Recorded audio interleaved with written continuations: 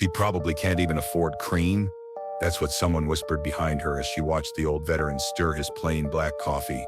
She didn't argue, just slipped a few bills to the waitress and said, "Cover his check and tell him thank you." The veteran never looked her way, he just nodded once quietly and left. The next morning she returned to her usual booth, but someone was already sitting there. A uniformed officer waiting for him to deliver something no one expected. If you believe quiet kindness travels farther than we know, comment on or below. Lena Morgan's alarm chimed at 5:30 a.m. By 6:15 her lesson plans were tucked into her bag. By 6:30 she was walking to Doris's diner where morning light painted the windows gold. At 28 Lena had mastered routine. Teaching 8th grade history required structure and she found comfort in predictable rhythms. Every school day began the same way, booth 7 coffee with 1 sugar wheat toast and 30 minutes to review lessons while the diner hummed with familiar morning sounds. Doris knew Lena's order by heart. Morning sunshine, she'd call the usual. This Tuesday morning felt no different until Lena glanced up from her notes. An elderly man sat alone at the counter, back straight despite age's curved hands steady as they lifted a white mug. His army jacket had seen better days, clean but worn at the elbows, a faded unit patch barely visible. The man's eyes caught her attention, most clear, alert, but carrying a weight she couldn't name. Just coffee before him, no cream, no sugar, no food. "That's the 3rd time this week," Doris murmured as she refilled Lena's cup. "Never orders more than black coffee." From the corner booth, a group of office workers chuckled over their full breakfast. A man with a loud voice nodded toward the counter. "Guess the government stopped paying pensions," he said loud enough to reach nearby tables. "Probably blew it all on booze anyway." His companions laughed, that uncomfortable laugh people use when they know something isn't right but lack courage to say so. Lena's jaw clenched. Her father, a Vietnamese refugee who'd served in the U.S. Army after gaining citizenship, had taught her that respect wasn't always spoken aloud but was always felt in its absence. She said nothing, but when she approached the register 15 minutes later, she placed her usual $20 bill on the counter. "My check," she said quietly to Doris, "and his too." Doris's eyebrows rose slightly, but she nodded. "Don't tell him who," Lena added. "Just let him know someone saw him. He'll understand." As Lena gathered her bag and turned to leave, she caught one last glimpse of the veteran. Doris had delivered the message. The man sat perfectly still, looking down at his receipt. Then with deliberate movements he folded the small slip of paper and slipped it into his shirt pocket, pressing it flat against his heart as if it were precious. He never looked up to see who might have paid, never scanned the diner for a face to thank. Lena left the bell above the door chiming softly behind her, convinced she'd never see the man again. Some kindnesses, she believed, were meant to be both given and received in solitude. The following morning dawned misty and cool. Lena arrived at Doris's at her usual time, 6:45 a.m., to find something unexpected. Someone sitting in her booth. Not just anyone. A man in dress blue army uniform, cap resting on the table, posture military straight even while seated. His dark hair was cut regulation short, his expression neutral. Lena hesitated, wondering if she should choose another booth. Before she could decide, the man's eyes met hers. "Miss Morgan?" he asked, rising to his feet. Lena blinked in surprise. "Aye, dear she." Yes, the man stood to his full height, at least 6'2", and rendered a perfect salute. "Captain Elias Ward, United States Army. May I speak with you?" The diner had gone oddly quiet. Several patrons watched with curiosity. "How do you know my name?" Lena asked. "You're a regular here." The staff helped. His demeanor softened slightly. "May I sit? I won't take much of your time." Lena slid into her side of the booth. "Is something wrong?" Captain Ward sat down, squaring his shoulders. "No, ma'am, quite the opposite." He paused, seeming to choose his words carefully. "The man whose coffee you paid for yesterday. Are you aware of who he is?" Lena shook her head. "Just a veteran. I didn't do it here for recognition. His name is Lieutenant Colonel Dalton Keene, retired." Something in the captain's tone made Lena pay closer attention. Lieutenant Colonel Dalton Keene served 32 years. 2 tours in Vietnam, Persian Gulf, Afghanistan. 2 Bronze Stars, Silver Star, Distinguished Service Cross. The captain recited these facts with quiet reverence. More importantly, he was a mentor to hundreds of officers and enlisted personnel. "I had no idea," Lena said softly. "Few do. He lives quietly now, doesn't speak of his service or accomplishments." "Then how do you know him?" A brief smile crossed the captain's face. "He saved my career before it started. I was a cadet, about to wash out of officer candidate school. Colonel Dalton Keene saw something in me worth salvaging." He adjusted his position slightly. "He's not a man who asks for help. Not for himself. Lena looked down at her hands. I didn't do anything special. That's where you're wrong, Miss Morgan. Last night, for the first time in the 15 years I've known him, Colonel Dalton Keene made a phone call. To me, specifically to find you. Lena's eyes widened. Why but? His exact words were, find her. Tell her she reminded me why we served. The words hung in the air between them, weighty with meaning Lena couldn't fully grasp. I don't understand, she said finally. Captain Ward leaned forward slightly.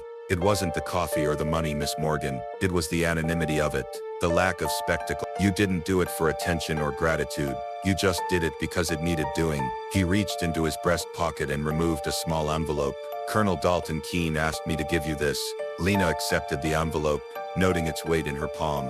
She opened it carefully. Inside was a coin about 2 inches in diameter, gold-colored metal, with raised emblems and lettering. She recognized it as a military challenge coin. One side displayed an eagle with spread wings surrounded by the words for service beyond self. The opposite side showed a soldier's silhouette with the inscription, you saluted without moving your hand. It's his personal coin, Captain Ward explained, given only to those who exemplify the values he served by. In 32 years he's given out fewer than 50. Lena ran her thumb over the raised edges.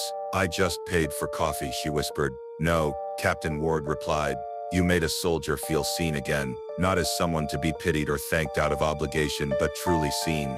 That matters more than you know. He stood, replaced his cap with precise movements, and again rendered a perfect salute.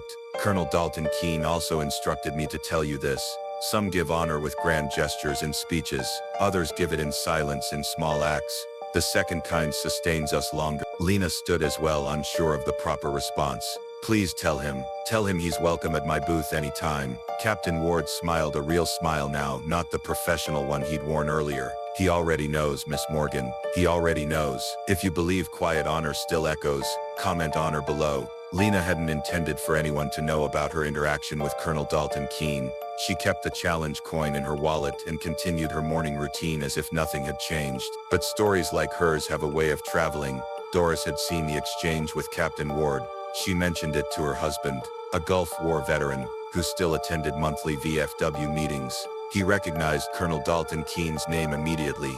Dalton Keene, he said, the ghost colonel. He's been sitting in your diner drinking black coffee and nobody knew who he was. The story spread through veteran circles like a current through water. Quiet but unstoppable. A local reporter whose brother served in Afghanistan overheard it at a VFW fish fry and contacted Lena for an interview. She declined politely but firmly. The reporter wrote the story anyway, keeping Lena's name anonymous. She paid $75, but gave back far more. Local teachers' simple act honors, decorated veteran. The article mentioned Colonel Dalton Keene's distinguished but little-known service record and ended with a simple call to action. Next time you see someone in a veteran's hat or jacket, consider a quiet thank you. No cameras, no social media, just recognition. Lena's students, having recognized their teacher in the description, surprised her with handmade cards for veterans, each containing messages without the writers' names. Anonymous kindness inspired by her example. We thought maybe we could send these to a VA hospital, said Sophie, one of her 8th graders, so they know they're not forgotten. The owner of Doris's diner installed a small brass plaque near booth 7 in honor of unseen thank yous. 3 weeks after Captain Brooks' visit, Lena received a package at school. Inside was a folded American flag in the traditional triangle. Beneath it lay a card signed by 19 different people, all soldiers who had served under Colonel Dalton Keene. One signature stood out, accompanied by a handwritten note. We fought for moments like the one you gave him, when Americans see each other, not as labels but as people worthy of quiet dignity. Thank you for reminding the Colonel that the country he defended still produces citizens who understand what honor means, even without uniforms. Captain Elias Ward and the men and women of Keene's Warriors. Across social media, veterans groups started a hashtag, #HatchCoffeeForValor. The premise was simple. Pay for a veteran's meal or coffee. No selfies, no public recognition, just service returned with service. The movement spread. Coffee shops and diners reported mysterious tabs being paid. Veterans found themselves thanked in ways that honored their dignity rather than putting them on display. Lena watched from a distance, never claiming credit. Some nights she would read comments from veterans. First time I've been thanked without feeling like a prop. Whoever paid for my breakfast at Lou's Diner in Phoenix, it meant more than you know. As a Vietnam vet who came home to anything but thanks today's coffee, a note restored something I thought was gone forever. Lena never spoke publicly about her interaction with Colonel Dalton Keene. She politely declined 3 more interview requests and gently redirected her students' questions when they asked if she was the teacher from the news story. The challenge coin found a permanent home in her desk drawer at school, nestled beside her class roster, a daily reminder that every name represented a person worthy of being truly seen. At Doris's diner, something subtle had shifted. Veterans began appearing more frequently, some in groups, others alone. Many sat at the counter ordering simple meals and black coffee. The staff noticed but never commented when checks would mysteriously disappear, paid by anonymous patron. Doris started keeping what she called a quiet tab, a running list of prepaid meals that veterans could claim without explanation or embarrassment.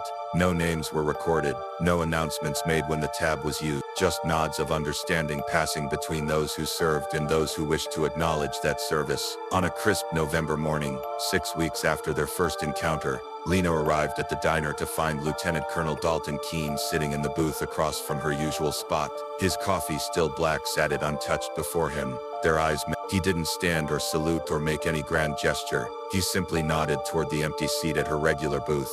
Lena sat down, her usual order appearing almost immediately, courtesy of Doris's watchful eye. For several minutes they ate in companionable silence, Lena with her toast, the Colonel with a simple plate of eggs he'd apparently ordered for the first time.